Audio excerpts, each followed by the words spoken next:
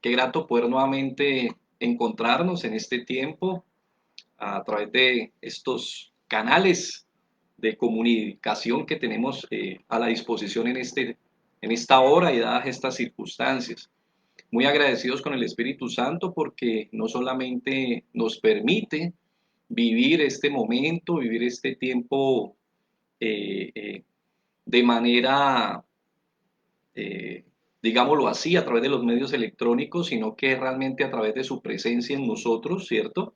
No solo vernos en la pantalla, no solo poder mandarnos un mensaje, sino que la maravillosa presencia del Espíritu Santo permite que haya una conectividad entre nosotros, que verdaderamente estemos en comunión, como nos enseñaba Pablo en Efesios 4, ¿cierto? Versículo 3, ser solícitos en la unidad del Espíritu. El Espíritu Santo es quien genera en nosotros ese calor, ese afecto, esa integración a pesar del aislamiento preventivo que estamos viviendo y dada la circunstancia que no es una situación citadina, no es una circunstancia ni siquiera departamental o nacional, estamos viviendo una realidad mundial, pero gloria a Dios por la maravillosa presencia del Espíritu Santo, por su acción gloriosa que definitivamente Él es quien, como dice la palabra en 1 Corintios 12:13, nos ha injertado, nos ha vinculado y nos ha agregado dentro del cuerpo de Cristo para que seamos nosotros esos miembros. Y por eso, así como todos los miembros de un cuerpo tienen interacción y tienen relación entre ellos, así el Espíritu Santo, a pesar de esta distancia, de este aislamiento que tenemos, nos permite realmente estar vinculados y experimentar ese afecto, ese calor a la distancia y esa comunión a la distancia. Bien, quiero invitarles para que oremos, dada esta bienvenida a esta introducción, porque de pronto el temita que tenemos es un tanto largo y esperamos si podemos terminarlo hoy o si, bueno, si no son así las circunstancias, poderlo terminar el día martes, pero lo importante realmente es como en su momento una frase muy famosa de Napoleón, ¿no? Vístame despacio, que tengo prisa. Aquí la idea es poder hacer las cosas bien y que podamos realmente entender, aprender y obtener los mejores resultados de toda esta actividad. Bien, les invito para que oremos. Espíritu de Dios, te damos muchas gracias en este tiempo especial, te agradecemos por esta hermosa oportunidad que tú nos das una vez más de estar integrados, de estar unidos por medio de tu maravillosa presencia y tu poderosa acción en la vida de cada uno de los creyentes. Porque tú eres quien realmente nos permite experimentar esta comunión. A pesar de este aislamiento, a pesar de las pantallas, a pesar de que podemos vernos en tiempo real, pero a la distancia, tú nos permites, Espíritu de Dios, realmente tener esa comunidad, esa unidad, esa experiencia de coinonía que solo tú haces real y efectiva en cada uno de nosotros.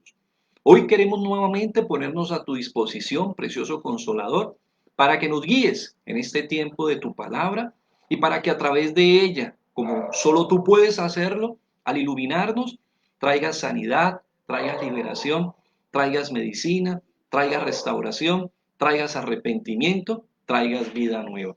Por favor, Espíritu de Dios, toma el control de nuestras vidas en esta preciosa hora y por favor, acompáñanos y dirígenos que de tu mano realmente vayamos al centro efectivo de la voluntad de nuestro Dios. En el nombre de Cristo Jesús. Amén. Bien, muy buenas noches. Quiero invitarles hoy entonces para que vayamos a el capítulo 78 del libro de los Salmos. Es tal vez uno de los textos más largos, no el más largo, porque el más largo indiscutiblemente es el Salmo 119. Dice la biografía de David Livingstone, que a los 10 años se lo sabía de memoria el Salmo 119. Pues es una buena tarea, ¿no? Un buen ejercicio que nosotros podamos desarrollar. Entonces les invito, capítulo 78, libro de los Salmos. Vamos de entrada entonces a hacer una lectura. Es bastante larguito, pero vamos a hacer una lectura, luego vamos a hacer una introducción y luego vamos entonces a abocarnos a el orden pues del tema que tenemos o que queremos tratar en el día de hoy. ¿Les parece? Vamos entonces. Dice así. Masquil de Asaf, ya lo explicaremos, es referente a que es un salmo didáctico, es un salmo de enseñanza, digámoslo hoy en día, pues en nuestros términos, ¿no? Ya más técnicos al presente, es un salmo pedagógico, tiene una función instructiva, aun cuando dentro de ello siempre pues está dando gloria, alabanza y honra a Dios. Dice, escucha pueblo mío mi ley, inclinad vuestro oído a las palabras de mi boca.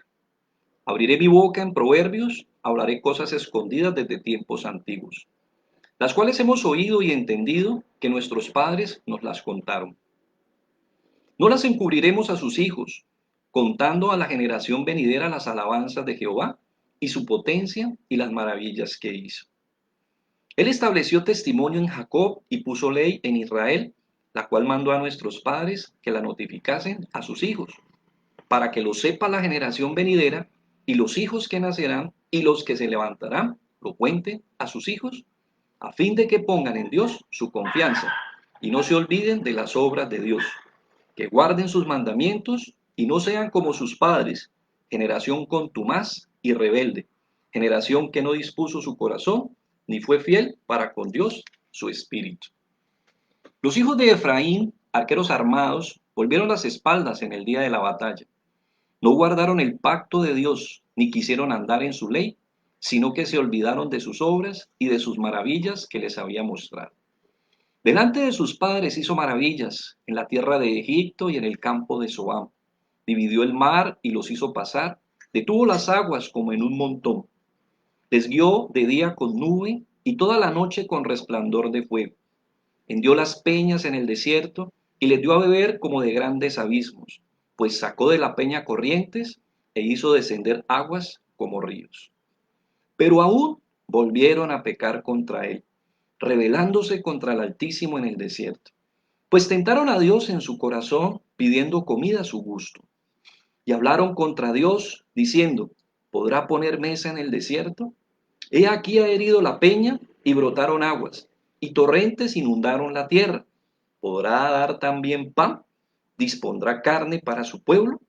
Por tanto, oyó Jehová y se indignó, se encendió el fuego contra Jacob, y el furor subió también contra Israel, por cuanto no habían creído a Dios, ni habían confiado en su salvación.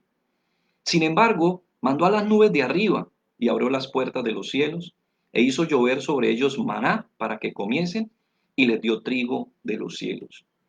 Pan de noble comió el hombre, les envió comida hasta saciarles. Movió el solano en el cielo y trajo con su poder el viento sur, e hizo llover sobre ellos carne como polvo, como arena del mar, aves que vuelan. Las hizo caer en medio del campamento, alrededor de sus tiendas. Comieron y se saciaron, les cumplió pues su deseo. No habían quitado de sí su anhelo, aún estaba la comida en su boca, cuando vino sobre ellos el furor de Dios, e hizo morir a los más robustos de ellos, y derribó a los escogidos de Israel. Con todo esto, pecaron aún y no dieron crédito a sus maravillas. Por tanto, consumió sus días en vanidad y sus años en tribulación. Si los hacía morir, entonces buscaban a Dios. Entonces se volvían solícitos en busca suya. Y se acordaban de que Dios era su refugio y el Dios Altísimo su redentor. Pero le lisonjeaban con su boca y con su lengua le mentían. Pero sus corazones no eran rectos con él, ni estuvieron firmes en su pacto. Pero él, misericordioso, perdonaba la maldad y no los destruía. Y apartó muchas veces su ira y no despertó todo su enojo. Se acordó de que eran carne, soplo que va y no vuelve. ¿Cuántas veces se rebelaron contra él en el desierto? Lo enojaron en el yermo y volvían y tentaban a Dios y provocaban al Santo de Israel. No se acordaron de su mano, del día que los redimió de la angustia, cuando puso en Egipto sus señales y sus maravillas en el campo de Zoán, y volvió sus ríos en sangre y sus corrientes para que no bebiese. Envió entre ellos enjambres de moscas que los devoraban y ranas que los destruían. Dio también a la oruga sus frutos y sus labores a la langosta. Sus viñas destruyó con granizo y sus higuerales con escarcha. Entregó al pedrisco sus bestias y sus ganados a los rayos. Envió sobre ellos el ardor de su ira, enojo, indignación y angustia, un ejército de ángeles destructores. Dispuso camino a su furor, no eximió la vida de ellos de la muerte, sino que entregó su vida a la mortandad. Hizo morir a todo primogénito en Egipto, las primicias de su fuerza en las tierras de Cam. Hizo salir a su pueblo como ovejas y los llevó por el desierto como un rebaño. Los guió con seguridad de modo que no tuvieran temor, y el mar cubrió a sus enemigos. Los trajo después a las fronteras de su tierra santa, a este monte que ganó su mano derecha. Echó las naciones de delante de ellos, con cuerdas repartió sus tierras en heredad, e hizo habitar en sus moradas a las tribus de Israel. Pero ellos tentaron y enojaron al Dios Altísimo, y no guardaron sus testimonios, sino que se volvieron y se rebelaron como sus padres, se volvieron como arco engañoso. Le enojaron con sus lugares altos y le provocaron a celo con sus imágenes de talla. Lo oyó Dios y se enojó. En gran manera aborreció a Israel. Dejó por tanto el tabernáculo de Silo, la tienda en que habitó entre los hombres, y entregó a cautiverio su poderío y su gloria en manos del enemigo. Entregó también su pueblo a la espada y se irritó contra su heredad. El fuego devoró a sus jóvenes y sus vírgenes no fueron loadas en cantos nupciales. Sus sacerdotes cayeron a espada y sus viudas no hicieron lamentación. Entonces despertó el Señor como quien duerme, como un valiente que grita excitado del vino, e hirió a sus grandes por detrás, les dio perpetua afrenta. Desechó la tienda de José y no escogió la tribu de Efraín, sino que escogió la tribu de Judá, el monte de Sión, al cual amó. Edificó su santuario a manera de eminencia, como la tierra que cimentó para siempre. Eligió a David su siervo y lo tomó de las majadas de las ovejas. Detrás las paredes lo trajo para que apacentase a Jacob su pueblo y a Israel su heredad. Y los apacentó conforme a la integridad de su corazón, los pastoreó con la pericia de sus manos.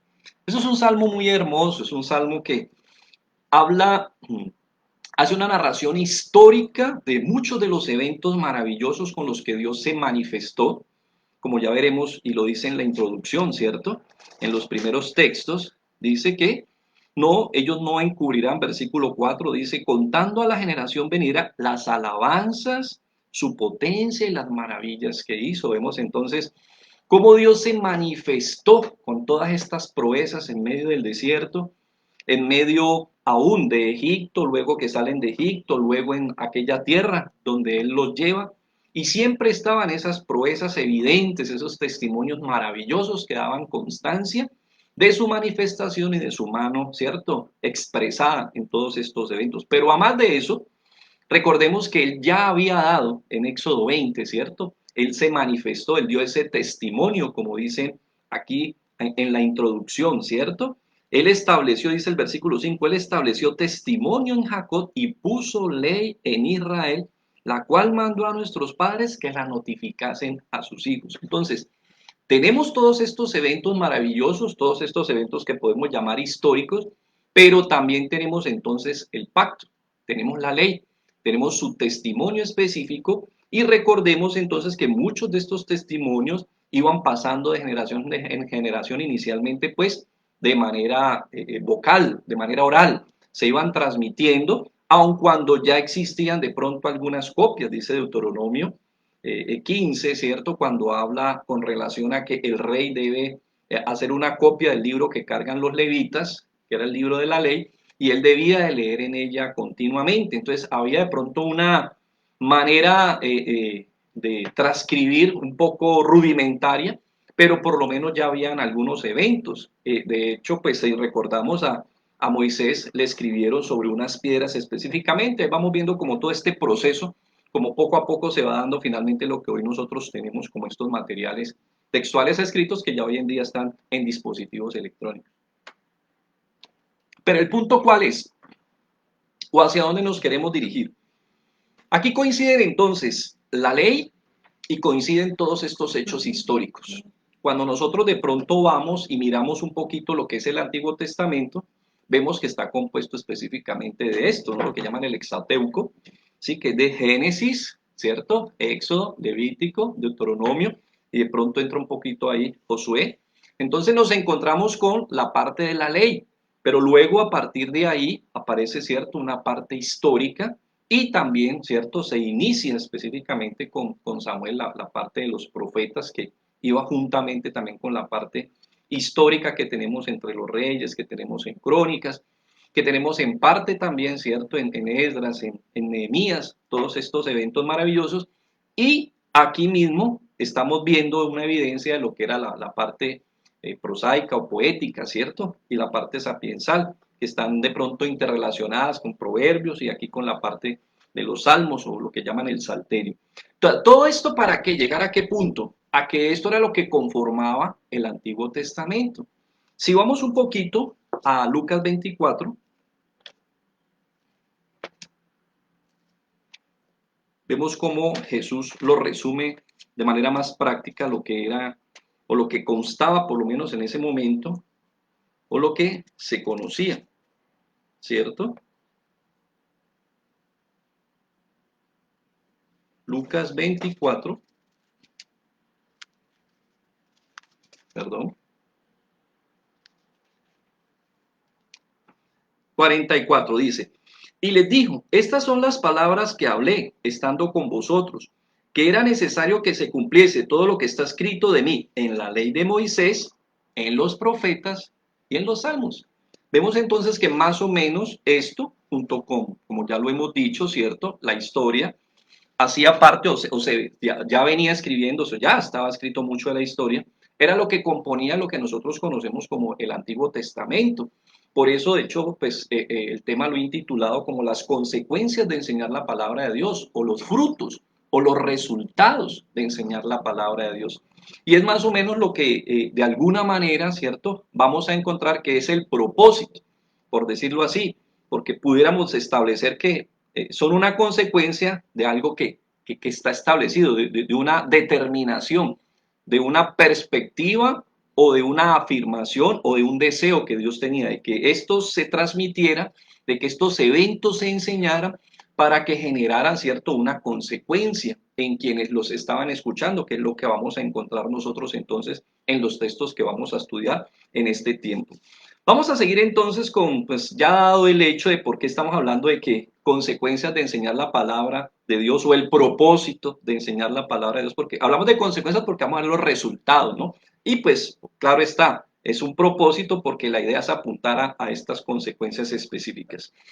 Recordamos entonces que dice que es un masquil de Asaf. Asaf era uno de los cantores que estaba a la disposición, hacía parte de estos hombres que habían sido instruidos, primera de Crónicas 15, nos habla de hombres que habían sido instruidos para el canto, ¿cierto? Y que guardaban ciertos turnos y se hace memoria de que tanto este hombre como otros cantores cantaban a la disposición o bajo la dirección o bajo la autoridad de David, proclamando, ¿cierto? A través de la palabra y de la grandeza de la palabra y de la exaltación de Dios, ¿sí?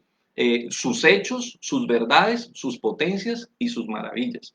Algunos dicen que de pronto, porque hay otros textos que también figuran con el título de Asaf, puede haber sido un libro como tal, pero pues otros dicen que específicamente se pudo dar como punto propio que haya sido pues Asaf, este cantor, a quien Dios inspiraba, a quien Dios usaba para proclamar sus grandezas, y estos salmos quedan como constancia de esos momentos especiales de alabanza, unos momentos muy especiales de integración que tenía el pueblo en medio de las alabanzas que las dirigía y que de hecho las instituyó el mismo David, que es lo más interesante, ¿no? Por eso más adelante, después de David, se dice que muchos restauraron el servicio de la alabanza teniendo en cuenta lo que David mismo había establecido.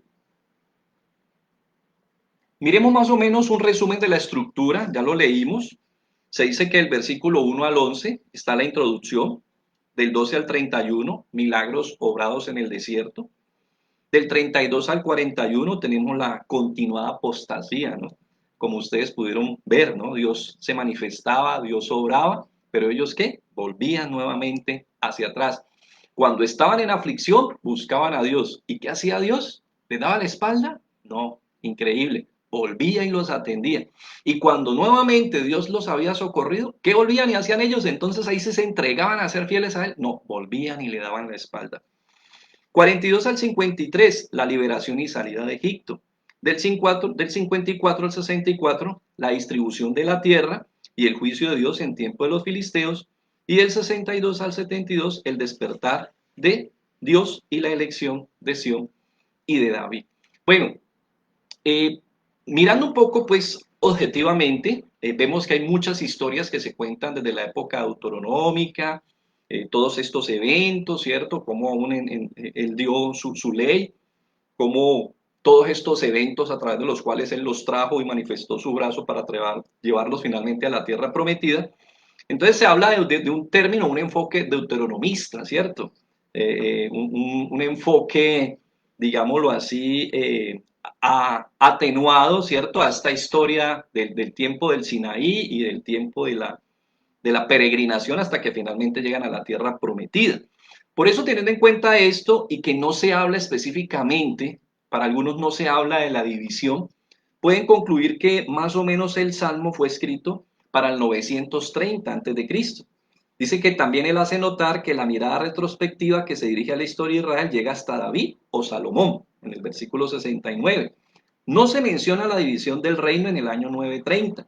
Y podemos afirmar además que en el momento de componerse nuestro salmo, esa división probablemente no se había producido aún. Entonces se puede concluir que ese más o menos fue el tiempo.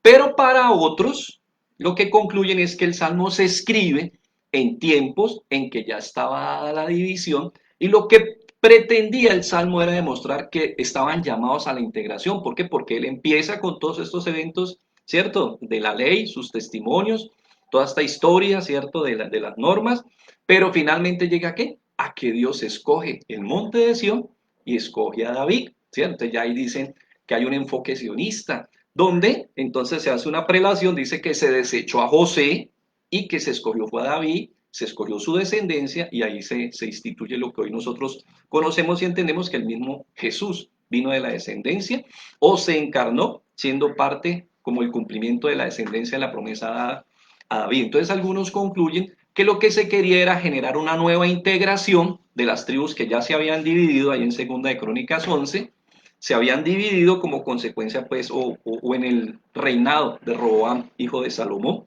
Jeroboam, un enemigo de Salomón, finalmente, pues, genera una disensión, una división, y entonces 10 tribus se van, que se llaman la nación del norte, y 2 tribus, que es Judá y Benjamín, quedan constituyendo lo que es la nación del sur, y ahí se da esa división. Entonces, algunos concluyen que puede ser que también se haya escrito para dar constancia de que ellos algún día fueron uno y que había que tener en cuenta que había una prelación por que Dios así lo había escogido, de que se unificaran bajo cabeza y dirección pues de los reyes como descendientes de David, porque a partir de la división pues los descendientes de Jeroboam y otros reyes que empiezan a tomarse por la fuerza el dominio, pues se constituyen unos reyes muy distintos que son los reyes de Samaria.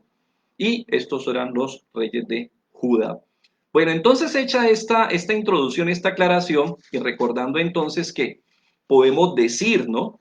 Que a manera de precisión, porque estamos hablando consecuencias de enseñar la palabra de Dios, es por el hecho de que estos eventos, ley, historia, salmos, componen, ¿cierto? O como dice aquí el Señor Jesús, la ley de Moisés, ¿cierto?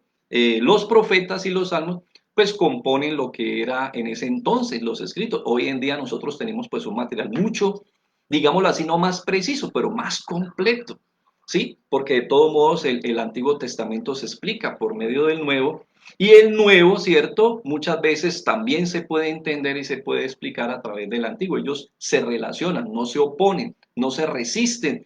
Muchas veces el Señor Jesús trajo muchos términos, muchas ideas, muchos conceptos del Antiguo Testamento. Nada más recordemos en el momento de la tentación, trae 3 conceptos de Deuteronomio y los tiene ahí presentes. Entonces, porque algunos de pronto han llegado a concluir, han llegado a pensar, ¿no? Que el Antiguo Testamento está en desuso, que es un material desueto, que es consuetudo, que ya pasó, pero resulta que no, es un material que sigue vigente porque sigue siendo fuente de vida, fuente de bendición y fuente de poder de la mano de la obra y de la instrucción de Dios para su pueblo. Entonces, teniendo en cuenta lo que dice aquí el autor, que su propósito es enseñar, es traer una enseñanza, es traer una instrucción, por eso decimos que es un salmo didáctico. Entonces vamos a mirar y vamos a tener algunos textos y de pronto concluir qué era lo que se buscaba y lo que nosotros podemos entender.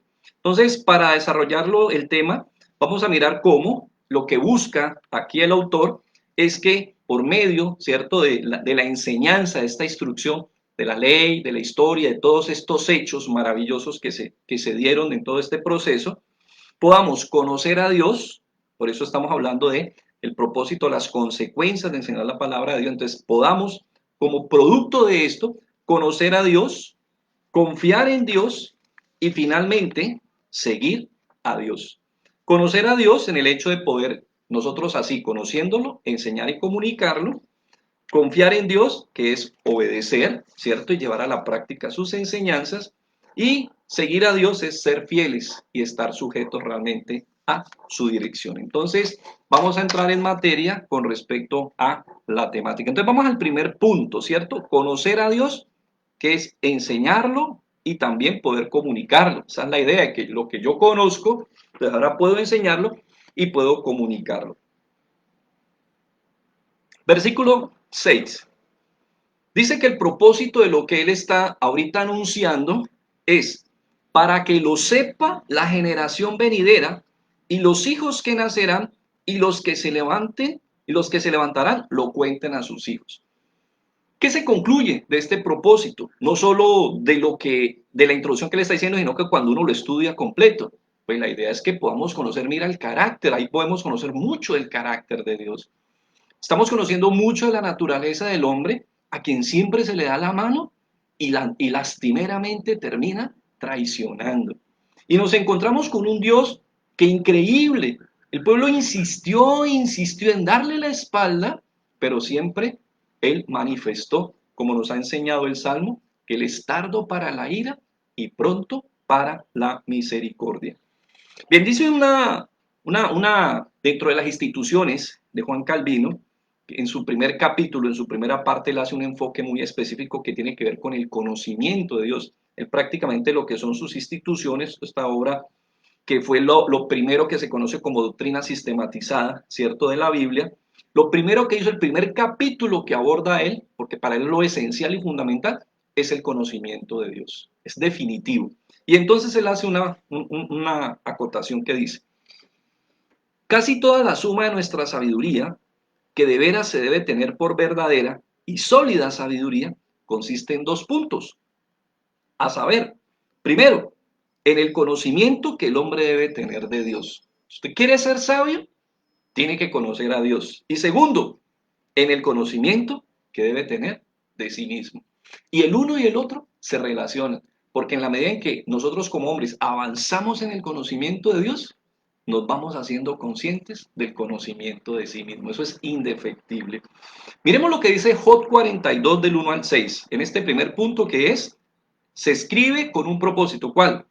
Que estos eventos se notifiquen para que conozcamos a Dios.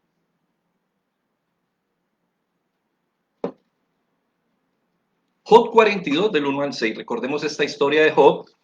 Tiene toda esta experiencia particular, pero luego cuando concluye toda esta experiencia, lo interesante es que Job descubre algo. Y era que lo que él sabía, perdón, lo que él creía que sabía, no era lo correcto. Tenía un conocimiento, pero tal vez no era un conocimiento muy preciso. Dice: respondió Job a Jehová y dijo: yo conozco que todo lo puedes y que no hay pensamiento que se esconda de ti. ¿Quién es el que oscurece el consejo sin entendimiento? Y confiesa Job: por tanto, yo hablaba lo que no entendía, cosas demasiado maravillosas para mí que no comprendía. Oye, te ruego y hablaré, te preguntaré y tú me enseñarás. Y esta hermosa conclusión que le hemos compartido aquí hace algunos días: de oídas te había oído, mas ahora mis ojos te ven. Por tanto, mira lo que él concluye: me aborrezco y me arrepiento en polvo y ceniza. Mira la consecuencia de encontrarse realmente con Dios. El autor, Habacuc, el profeta, dice que cuando él tiene una experiencia frente a la santidad de Dios, siente, cierto, como una pudrición, su naturaleza. ¿Sí? ¿Por qué? Porque la santidad de Dios es algo abrumador. Recordemos nada más lo que le pasó a Pedro con Jesús en aquel día de la pesca milagrosa, ¿no? ¿Qué pasa cuando él se encuentra con este milagro? Cae de rodillas ante Jesús y le dice que apártate de mí, que soy hombre pecador, abrumado. Él lo conocía, por eso Jesús apeló a él, porque ya tenían una relación, pero no tenía conciencia, no tenía conciencia de quién era él. Y no solo él, recordemos que también Pedro y Andrés fueron impactados por este evento. Jeremías 9, 23, 24 también nos da cuenta de lo importante realmente de conocer a Dios.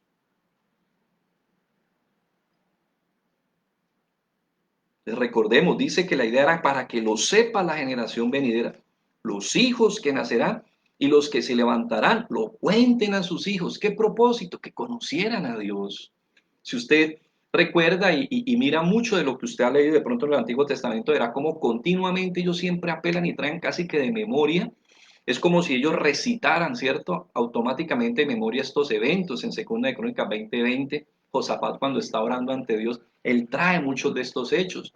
Nehemías, el mismo Daniel, ¿cierto? En Daniel 9, cuando se presenta ante Dios, él trae mucho de esto en memoria, porque ellos iban transmitiendo y de pronto ya cada día se fue perfeccionando hasta que se concluye que de pronto en Babilonia fue donde se llegó a la mayor precisión, porque ahí sí es cierto, se funda lo que se conoce como la gran escuela teológica del pueblo de Israel, donde se constituyen los grandes hombres, los grandes maestros de la palabra. Y dicen que es consecuencia, al parecer, por el descubrimiento del alfabeto y poder obviamente comunicar mejor todas estas enseñanzas. Dice entonces Jeremías 9, 23, 24. Así dijo Jehová, no se alabe el sabio en su sabiduría, ni en su valentía se alabe el valiente, ni el rico se alabe en sus riquezas. Mas alabes en esto el que hubiere de alabar, en entenderme y conocerme, que yo soy Jehová, que hago misericordia, juicio y justicia en la tierra, porque estas cosas quiero, dice Jehová. Mira entonces, ¿cuál es el primer propósito hacia el que apuntaba entonces la instrucción a la enseñanza de este salmo? Que conociéramos realmente de Dios, que tuviéramos una idea realmente de quién es Él. En estos días que me cuenta mi esposa que ha estado comunicando, ¿cierto? A través de los temas que comparte con las damitas y ha estado estudiando, ¿no? Los atributos incomunicables de Dios. Ella misma me decía hoy que ha tenido una gran experiencia frente a este conocimiento. Se ha sentido impactada porque ha sentido cierta familiaridad frente a Dios que pronto, pues, la ha tenido, pero que se siente acrecentada, se siente que ha aumentado en la medida en que conoce más de Dios. Y lamentablemente aquí nos encontramos a veces con una mala práctica dentro de la iglesia. La iglesia fácilmente le saca el cuerpo al estudio de la palabra y al conocimiento de Dios, siempre argumentando, discúlpeme con todo respeto se lo digo, argumentando en la historia y el cuento de que el conocimiento envanece. Perdóneme, pero esa es la sacada de bulto más olímpica que lamentablemente la iglesia y el creyente promedio suele cometer contra sí mismo. No se imagina el daño tan grande que se hace al creer que en la medida en que conoce de Dios, lamentablemente se va a envanecer. Eso va a pasar y puede pasar, claro, porque recuerda, acabamos de leer la historia de Israel. Mira todo lo que Dios hizo por Israel y finalmente cómo contestó, pero el problema no es el conocimiento, el problema es la naturaleza humana. Y lamentablemente nos encontramos con una iglesia promedio y con una generalidad promedio de gente que es apática al estudio de la palabra, apática al conocimiento de Dios, pero quieren ver cosas increíbles y lamentablemente nos encontramos rebaños engañados, completamente confundidos y gente que a veces lamentablemente ha salido dolida, golpeada, ofendida, enojada con la iglesia. ¿Por qué? Porque lamentablemente ha recibido de pronto o no ha recibido la instrucción correcta o por el desconocimiento no ha podido entender lo que se le está dando o por nuestra negligencia de no estudiar no ha establecido realmente en el fondo una verdadera relación con Dios. Entonces yo no te voy a negar que el conocimiento envanece, pero no solo el conocimiento. Dígame de pronto aquel que mejora su estatus económico, eso también envanece. Entonces, ¿qué diríamos nosotros? No trabajemos y no progresemos porque se nos va a subir la espuma, se nos va a subir la levadura. Entonces todos quedémonos pobres, porque si uno sube de estrato, uno se le va a subir o no se le va a subir a uno de acuerdo a la carne. Eso es una realidad. A uno también se le sube el estatus, se le sube el nombre, se le sube un grado que usted obtenga en la universidad, se le sube de pronto, ¿cierto? Si la empresa que usted está iniciando como empresario le prospera, a usted también se le va a subir la crema, no me diga que no, pero ahora todos se pegan de que lo único que envanece lamentablemente es conocer de Dios, cuando es lo más liberador que hay. Mira lo que dice Juan 8, 31, 32, ¿cuántas veces no lo hemos compartido? Y conoceréis la verdad. ¿Y qué hace la verdad? La verdad libera, la verdad sana. La verdad restaura, la verdad trae arrepentimiento. ¿Cuántas veces uno leyendo la Biblia no es quebrantado por el Espíritu Santo? Y es más, es reargüido de pecados que de pronto te han estado diciendo una y otra vez y tú no le has parado, tú no has entendido. De hecho, cuando tú dices que por fin entendiste, la gente se queda pensando, pero llevamos 2, 3 años diciéndole y no entendía. Pero bueno, gloria a Dios. Ahí está la acción de la palabra y la acción del conocimiento de Dios por medio de la obra iluminadora del Espíritu Santo. Entonces, discúlpeme este paréntesis para que empecemos a sacar de nosotros esta apatía, esta negligencia por el conocimiento, pero tengamos cuidado también a dónde vamos a abordar el conocimiento, porque si nos vamos a meter ahorita a que se despierte en nosotros una comezón de escuchar aquí y allá, finalmente tampoco eso es sabio. Por eso tengamos cuidado donde estamos, seamos obedientes, seamos disciplinados, atemperémonos a una doctrina coherente y no andemos de pronto mordisqueando de un lado para otro. Eso es como los que a veces van a un gimnasio y no acatan la dirección de la rutina. Entonces usted lo ve que hace una cosita aquí, hace una cosita aquí, hace otra cosita aquí, y ellos nunca ven progreso.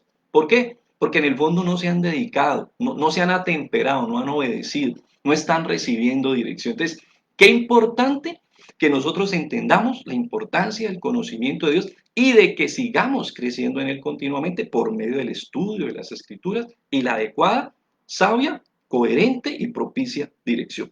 Juan 17:3. Y salimos de este primer punto, Juan 17:3. Y esta es la vida eterna. ¿Cuál es la vida eterna? Que te conozcan a ti, el único Dios verdadero, y a Jesucristo, a quien tú has enviado. Pero el conocimiento envanece, dicen algunos. Por favor, seamos coherentes, tengamos cuidado con estas posturas, estos pensamientos.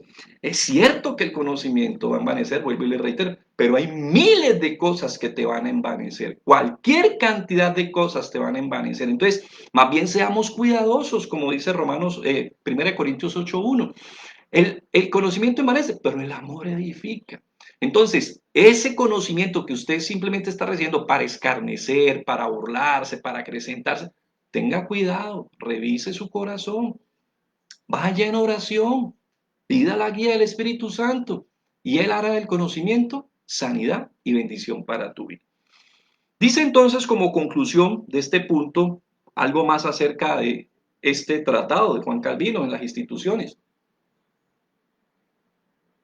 Les traigo otra parte, dice, puesto que la felicidad y bienaventuranza consiste en conocer a Dios, Él, a fin de que ninguno errase el camino por donde ir hacia esta felicidad, no solamente plantó la semilla de la religión de que hemos hablado en el corazón de los hombres, sino que de tal manera se ha manifestado en esta admirable obra del mundo y cada día se manifiesta y declara que no se puede abrir los ojos sin verse forzado a verlo, porque la creación nos habla de él. Es verdad que su esencia es incomprensible, de tal suerte que su deidad trasciende todo sentimiento humano, pero él ha inscrito en cada una de sus obras ciertas notas y señales de gloria tan claras y tan excelsas que ninguno, por ignorante y rudo que sea, puede pretender ignorar. O sea, por más que queramos ignorar la gloria de Dios manifestada en su obra, definitivamente no tenemos excusa. Salmo 104, 1 y 2 rápidamente para que concluyamos este punto. Salmo 104, 1 y 2. Dice así, bendice alma mía Jehová, Jehová Dios mío, mucho te has engrandecido, te has vestido de gloria y de magnificencia.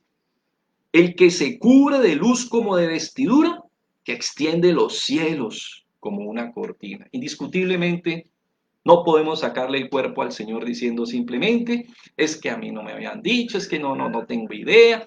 Y miles de argumentos que a veces saca la gente para querer ignorar a Dios.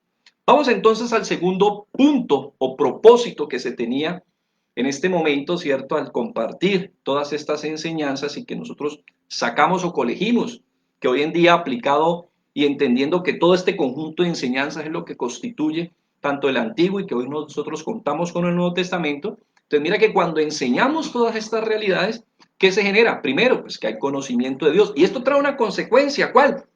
Aprendemos a confiar en Dios. Confiar y obedecer.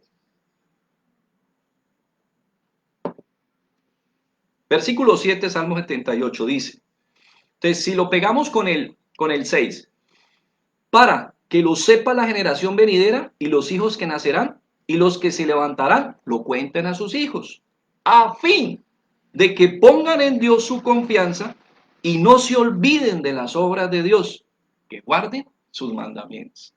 ¿Cuál es la idea? Que aprendamos a confiar en Dios. Esta situación no es nada grata y especialmente me atrevería a decir no es nada grata para todos en general por todo lo que está pasando, porque pues de manera indirecta viene no simplemente ejerciendo una acción en contra de la salud, sino que ejerce una acción, una presión completamente social, cuestiones de economía, trabajo, familiar, un completo impacto, ¿cierto? Pero pues lo más duro definitivamente está en aquellos que ya tienen, ¿cierto? Conocidos, familia, que ha sido finiquitada por esta situación. Entonces, aún en medio de todas estas circunstancias, de todos modos, estamos para aprender, independiente de toda esta situación, a confiar en nuestros. Aquí es donde es muy importante lo que conozcamos de Él, para nosotros poder descansar, para poder esperar, para poder confiar, para poder seguir firmes en lo que Él nos ha enseñado, por lo que hemos conocido de Él en su momento. Y tal vez en este momento nunca deja de ser un momento propicio para que algunos empiecen a conocer de Él. Dice entonces, lo que se espera de conocer a Dios o de Dios es empezar a actuar en atención a su conocimiento. Volvemos a nuestro autor de cabecera que hoy hemos traído. Dice Juan Calvino, más bien el conocimiento que de él tenemos nos debe primeramente instruir en su temor y reverencia. Y después nos debe enseñar y encaminar a obtener de él todos los bienes y darle gracias por ellos. Y continúa. Por otra parte, el conocimiento de Él, ¿cierto? Dice, es imposible ver claramente a Dios sin que lo reconozcamos como fuente y manantial de todos los bienes. Con esto nos moveríamos a acercarnos a Él y a poner toda nuestra confianza en Él. Si nuestra malicia natural no apartase nuestro entendimiento de investigar lo que es bueno. ¿Sí ve cómo nuestra naturaleza es la que nos ahuyenta de conocer de Dios? Pero mira que en la medida en que yo lo conozco, eso que estimula en mí, acercarme a Él. En la medida en que yo entiendo de Él, me estimula a tener una mejor relación con Él. Yo la verdad vuelvo y digo, diciendo de manera muy respetuosa, no sé por qué algunos piensan que conocerlo los va a alejar de Él. No entiendo esa coherencia. No entiendo por qué conocer de Él los va a distanciar. No entiendo ese punto. Entonces algunos pueden decir, es que me quita tiempo para orar. Entonces, ¿por qué Salomón dice que todo tiene su tiempo? Hay que organizar nuestra vida. Hay que organizar nuestras prioridades. Eso estuvimos estudiando hace unos días, ¿cierto? Con la historia de Marta y de María. Hay que tener en cuenta nuestras prioridades. Hay que organizar esa agenda divina y tener en cuenta cuáles son las prioridades que Él ha establecido. Pero es lamentable, ¿cierto? Que todavía sigan concluyendo algunos que conocer de Dios va a enfriar sus vidas. No entiendo esa coherencia. Dice Daniel 6, 25 al 27, trayendo esas historias antiguo testamentarias, cómo generaban fe, ¿cierto? Estas historias que se iban compartiendo, cómo estimulaban, de hecho, a inconversos a creer en ese Dios. Sus obras admirables. Dice Daniel 6, 25 al 27. Entonces el rey Darío escribió a todos los pueblos, naciones y lenguas que habitaban toda la tierra. Paz os sea multiplicado. De parte mía es puesta esta ordenanza. que en todo el dominio de mi reino todos teman y tiemblen ante la presencia del Dios de Daniel, porque Él es el Dios viviente y permanece por todos los siglos, y su reino jamás será destruido, y su dominio perdurará hasta el fin. Y mira lo que Él concluye. Él salva y libra, y hace señales y maravillas en el cielo y en la tierra, y mira el evento, lo que ha concluido en su corazón. Y Él ha librado a Daniel del poder de los leones. ¿Se acuerdan de la historia? Daniel es víctima de una concusión, de un engaño, lo entrampan, pero finalmente cuando va a esta prueba de los leones, ¿quién lo salvó? Dios. ¿Y quién fue impactado? Un tercero, alguien que no era de la nación, alguien que no era del pueblo judío, alguien que no conocía la historia, alguien que no conocía todas estas verdades, pero estos hechos notorios impactaron su corazón. Por eso mira cómo conocer de esta grandeza, de estos eventos maravillosos de Dios, como conocer, oh, claro, su ley específicamente, muy precisa, ¿cierto? Lo que Él ha establecido que nosotros sigamos, pero conocer sus hechos, que es lo que está en la Biblia, algunos que conocen de pronto el material de las 4 leyes espirituales, recuerden el famoso diagrama del trencito. ¿Cuál es la locomotora? Los hechos. ¿Cuáles son los hechos? La palabra de Dios. Ahí están notificados. Por eso alguien una vez decía, cuando le compartían de Dios, que él como un hombre racional, antes que la Biblia, él requería hechos. Él necesitaba que poder tener, ¿cierto?, hechos fehacientes para creer en Dios. Los hechos están en la Biblia. Por eso nuestra fe no es una fe ciega. Que algunos piensan, no es que esos creyentes, y es más, algunos a veces lo dicen como en sentido de admiración. Uy, no, es que fulano y mengano, uy, eso yo lo admiro porque tiene una fe ciega. No, mi fe no es ciega. Mi fe se está apoyando en los hechos que están escritos en la palabra. Yo no sé si tu fe es ciega, de pronto porque tú no lees la Biblia y tú de pronto te atienes y no estudias, te atienes solo a lo que te dicen. Pero mi fe no es ciega. Y si tú estás estudiando las escrituras, si tú lees y tienes la disciplina de estudiar y leer las escrituras, tú no tienes una fe ciega, porque la palabra estimula mi fe. Dice Daniel 27, perdón, aquí se me fue el pasaje. Daniel 3, 27, 29. Daniel 3, 27, 29. Si recuerdan la historia de los 3 amigos de Daniel, ¿se acuerdan? Entonces que también fueron llevados al horno. Mira lo que acontece con estos testimonios. Y se juntaron los sátrapas, los gobernadores, los capitanes y los consejeros del rey para mirar a estos varones, cómo el fuego no había tenido poder alguno sobre sus cuerpos, ni aun el cabello de sus cabezas se había quemado. Sus ropas estaban intactas y ni siquiera olor de fuego tenían. Entonces Nabucodonosor dijo, bendito sea el Dios de ellos, de Sadrach, Mesach y Abednego, que eran los nombres que él le había dado, ¿cierto?, que envió su ángel y libró a sus siervos que confiaron en él y que no cumplieron el edicto que él mismo dio. Y entregaron sus cuerpos antes que servir y adorar a otro Dios que su Dios. Por lo tanto, decreto que todo pueblo, nación o lengua que dijere blasfemia contra el Dios de Sadrach, Mesach y Abednego sea descuartizado y su casa convertida en muladar, por cuanto no hay Dios que pueda librarnos. Y tal vez no estamos diciendo que este hombre se convirtió completamente a él, pero mira cómo fue impactado y cuánto más el creyente que es tocado por el Espíritu Santo.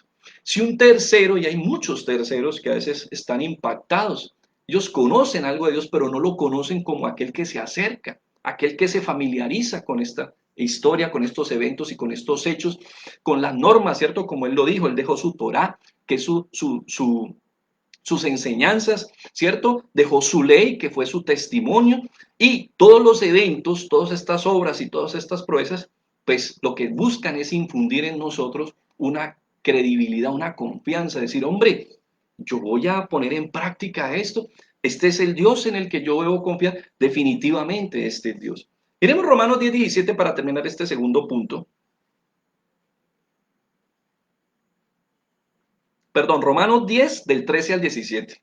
Vamos a leer todo el contexto para que veamos que lo que pretende aquí Pablo enseñar es la importancia de que a la gente, ¿cierto? Hay que enseñarle estos hechos, estos eventos y lo que Dios dice, ¿cierto? Tanto en su norma, en su ley, en su historia, ¿cierto? Y ahora que tenemos el Nuevo Testamento, ¿cierto? En el Evangelio, hay que enseñárselo. ¿Para qué? Para que realmente se genere la fe que transforma la vida. Porque todo aquel que invocar el nombre del Señor será salvo. ¿Cómo pues invocarán al cual cómo pues invocarán a aquel en el cual no han creído? Bueno, no han creído en él. Y entonces él dice, ¿por qué? ¿Y cómo creerán en aquel de quien no han oído? Pues si no han oído, pues ¿cómo van a creer? Y luego sigue, ¿y cómo oirán si nadie les ha predicado? O sea, si yo no predico, nadie oye. Y si nadie oye y conoce esta historia, pues ¿cómo van a creer? Y entonces dice, ¿y cómo predicarán si no fuesen enviados? Por eso trae a colación un aparte de Isaías 52 que dice, cuán hermosos son los pies de los que anuncian la paz, de los que anuncian las buenas nuevas.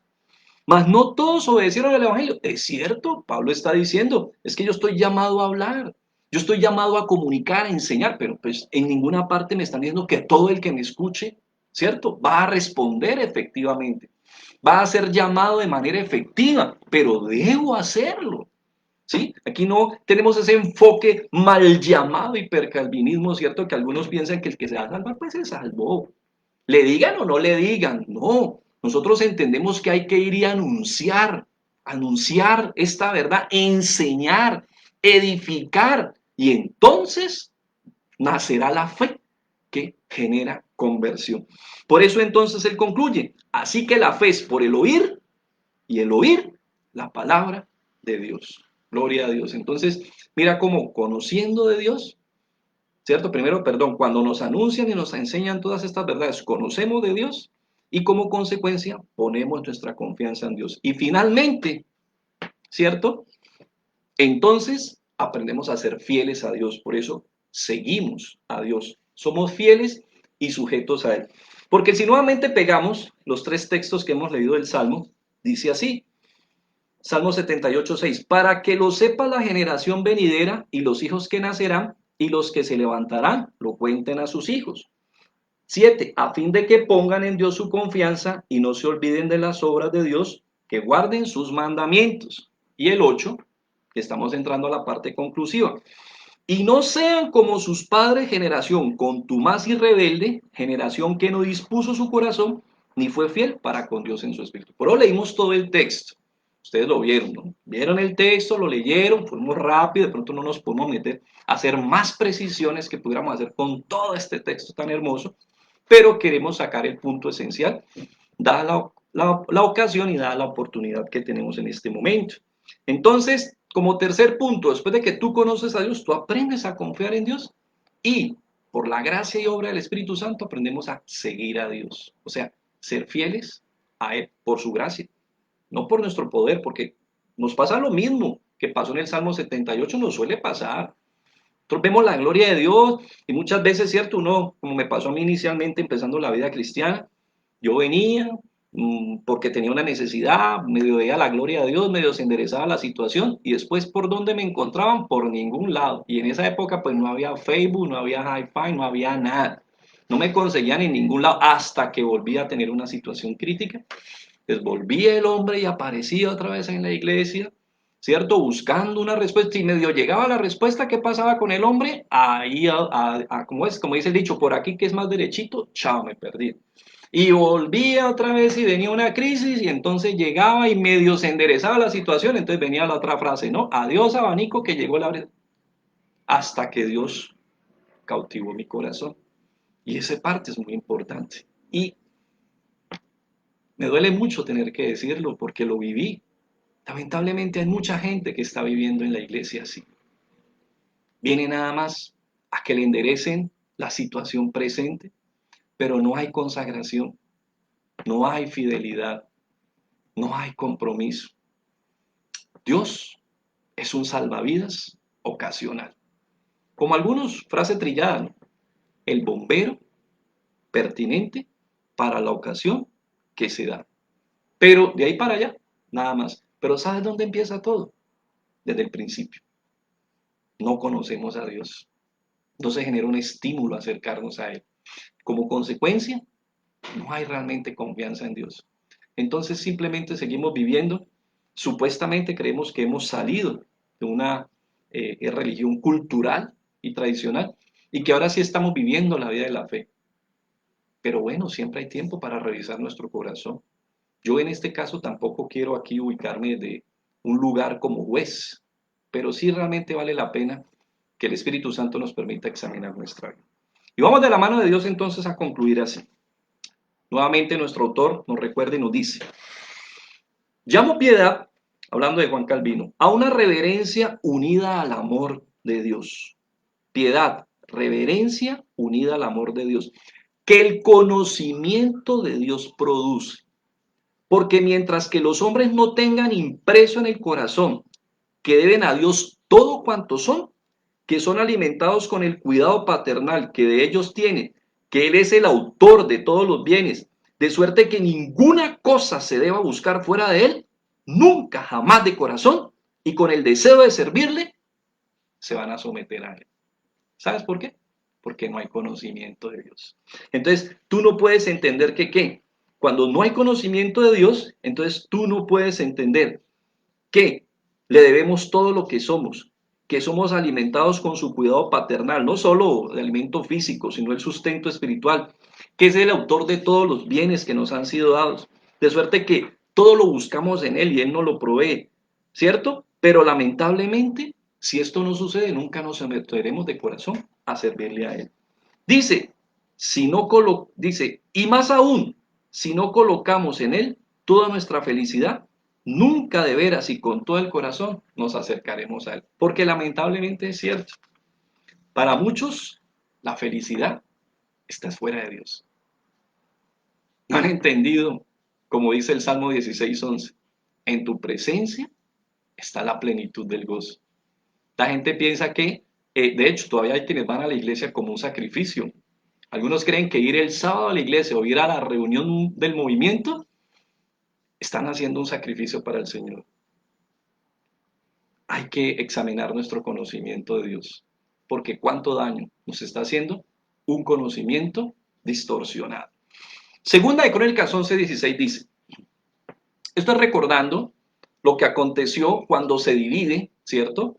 Ya hablamos de las 12 tribus, 2 quedan en el sur, 10 se van para el norte, y resulta que Jeroboam, quien se queda con las 10 tribus, que llamaría Samaria o la nación del norte, destituye a todos los levitas, o mejor dicho, los mismos levitas, que eran quienes se encargaban de trabajar y de la actividad del templo, que vivían en esas tribus, se vienen a Jerusalén porque ahí estaba el templo. Ahí era donde estaba el templo. Dice que ellos dejaron, tremendo, ¿no? Fueron muy fieles en ese sentido, ¿no? Aunque los levitas también son acusados algunas veces de infieles, pero en este caso muchos dejaron sus ejidos, dejaron sus tierras, dejaron sus propiedades, digámoslo así, aunque ellos no tenían propio nada, pero se les era concedido unos ejidos, y ellos los dejaron, y se vinieron ¿a dónde? A Judá. ¿Por qué? Porque Jeroboam constituyó dos becerros de bronce, ¿cierto? Desde un lugar hasta el otro, desde Dan hasta Berseba, más o menos se dice por ahí la idea, ¿cierto? O sea, que tenía todo el territorio de lo que era esa tierra del norte, y él mismo constituyó sacerdote según a él, ¿cierto? Él empezó a invitar a quien le gustaría, y la gente simplemente empezó como a aparecer ahí, ¿cierto? Quien quería y quien tenía pronto como ese gusto por el sacerdocio, y él mismo empezó a instituir sacerdotes, no según el orden arónico, que era lo que Dios había establecido, ¿cierto? Y específicamente de la tribu de Leví, sino lo que fue apareciendo, él mismo inventó, ¿cierto? Su propia religión, y de ahí viene, ¿no? Mucho del fundamento de las falsas religiones, ¿no? Cuando el hombre crea sus propias religiones, y hay muchas, aun cuando definitivamente, pues como alguien concluye, solo hay dos, ¿no? La de la fe y la de las obras, pero hay una cantidad de invenciones, ¿cierto? Que el mundo genera, producto de sus extravíos de su corazón. Entonces, ¿qué pasó? Ya quedamos con este versículo, según de Crónicas 11:16, que hubo gente que no eran levitas, pero cuyo corazón era fiel a Dios, ¿y sabes qué? Hicieron lo mismo que los levitas. No tuvieron miedo de renunciar a lo que tenían, porque para ellos primero estaba Dios. Dice, tras aquellos, los levitas, acudieron también de todas las tribus de Israel, los que habían puesto su corazón en buscar a Jehová Dios de Israel, y vinieron a Jerusalén para ofrecer sacrificios a Jehová, el Dios de sus padres. Tremendo, ¿no?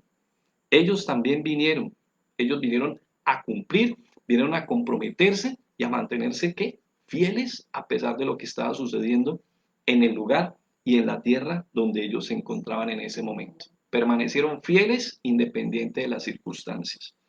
Lucas 9:62 nos recuerda, ya viniendo al Nuevo Testamento, un llamado a la fidelidad.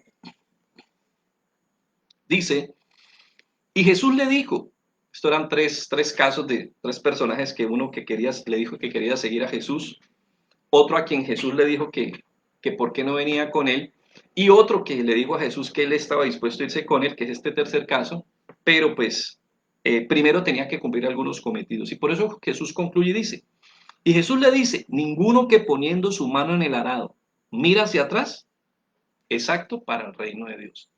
Y en este caso sí vale la pena hacer una claridad. Es un llamado muy firme que hace el Señor.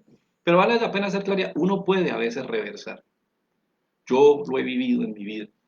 Pero también sé que hay gracia, que hay misericordia y que hay un Dios que restituye y que restaura.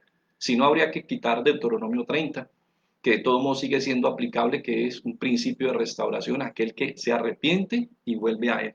¿Cierto? Ya trataremos un poquito más a fondo, pero un punto importante en la vida cristiana es tratar de mantener nuestra perspectiva hacia adelante, fieles, siguiéndolo.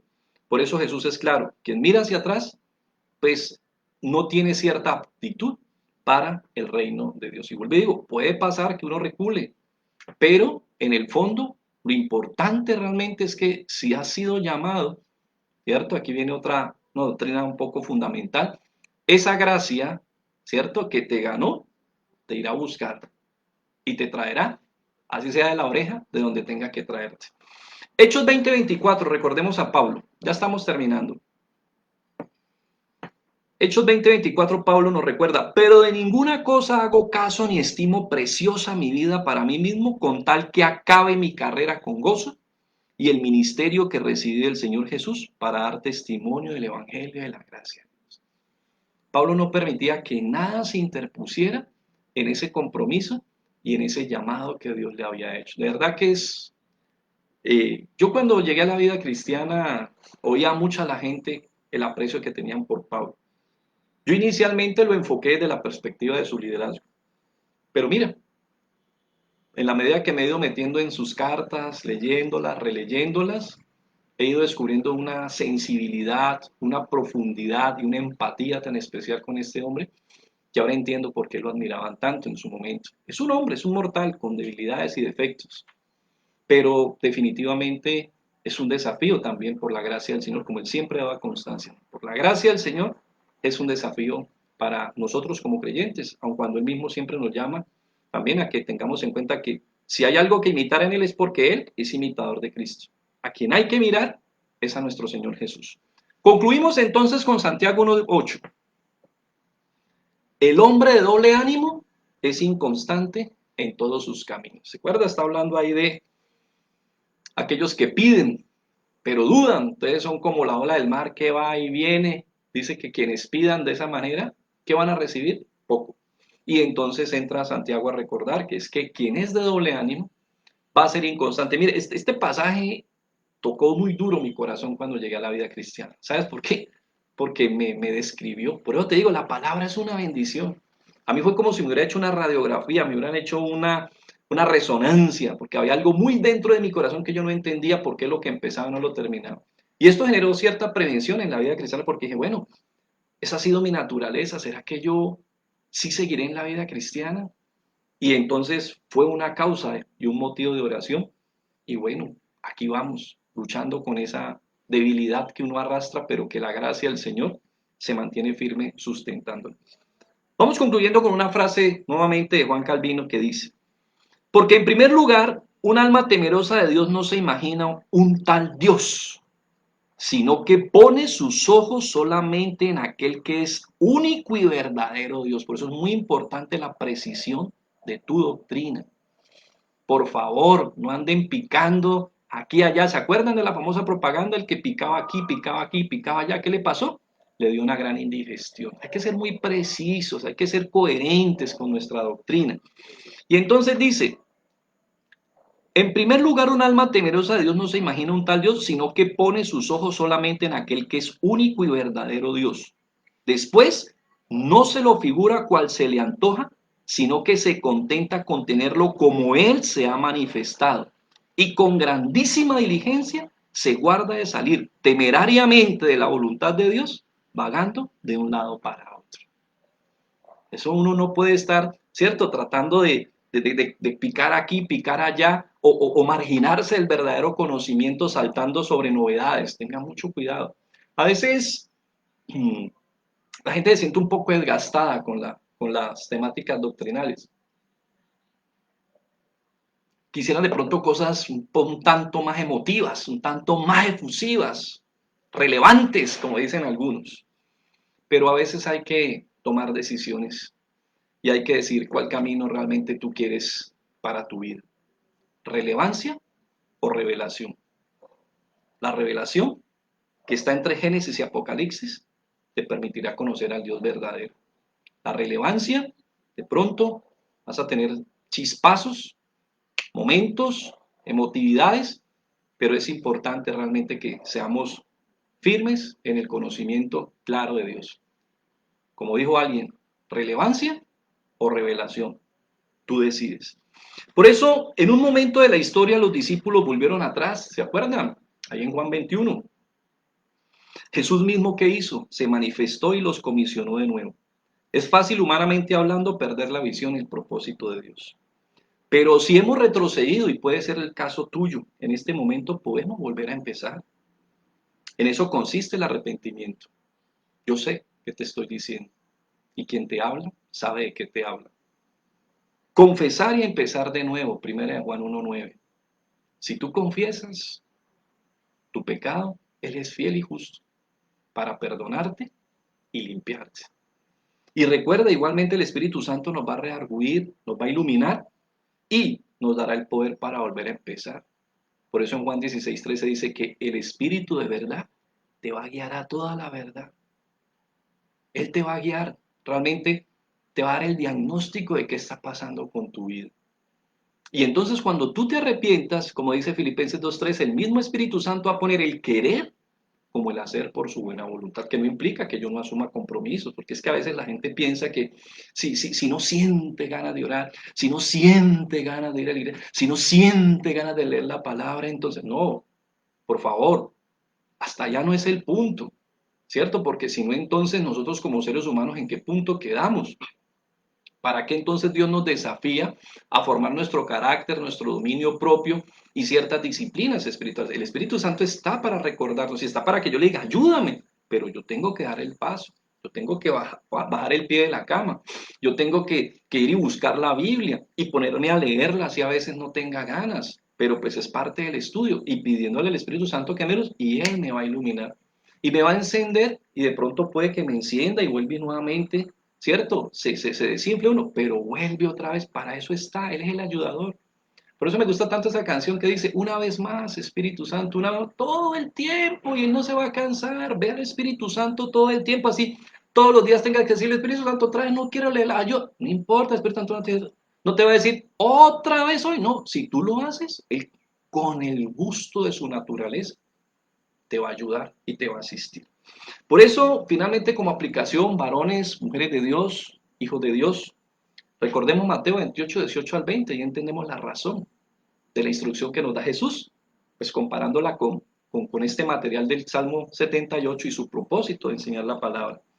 Mateo 28, del 18 al 20 dice, y Jesús se acercó y les habló diciendo, toda potestad me da en el cielo y en la tierra, por tanto, id y haced discípulos a todas las naciones, bautizándolas en el nombre del Padre, del Hijo y del Espíritu Santo, y enseñándoles.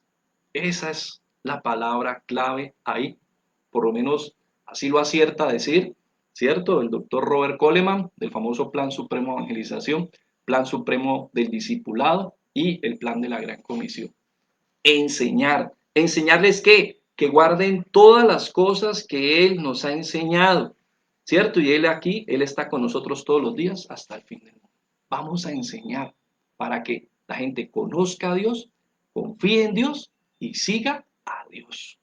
Y simplemente como conclusión, no te olvides de este texto tan importante. Segunda Timoteo 2:2. Lo que has oído de mí, decía Pablo a su amado discípulo Timoteo, ante muchos testigos, esto encarga a hombres fieles que sean idóneos ¿para qué? Para enseñar a otros. Entonces, varón, mujer de Dios, no nos queda más razón, solo recordar también Hechos 19, del 1 al 12, si usted lo quiere leer ahí en su casa, cómo Pablo estuvo 2 años instruyendo ahí al pueblo de Éfeso, y algunos concluyen que casi toda Asia llegó a conocer del Señor, porque él se dedicó a enseñar acerca de los hechos, acerca de lo que él ya había conocido, acerca de la ley, ¿cierto? Ahora aplicada a la gracia que había manifestado el Espíritu Santo en su vida, y a enseñar todas estas instrucciones, porque la ley sigue siendo un instructivo, un directivo nuestro, ¿cierto? Una directriz que nos permite a través de la gracia del Espíritu Santo poder realmente nosotros mantenernos dentro de las líneas coherentes. La ley moral, obviamente, ya la ley ceremonial y civil del pueblo, pues queda allá dentro de la historia del pueblo. Les invito entonces para que oremos y para que el fruto realmente del estudio de las Escrituras, el fruto del estudio de todos estos hechos maravillosos de Dios, genere en nosotros un verdadero conocimiento que como consecuencia traiga una verdadera confianza en Dios y nos permita mantenernos firmes siguiéndolo.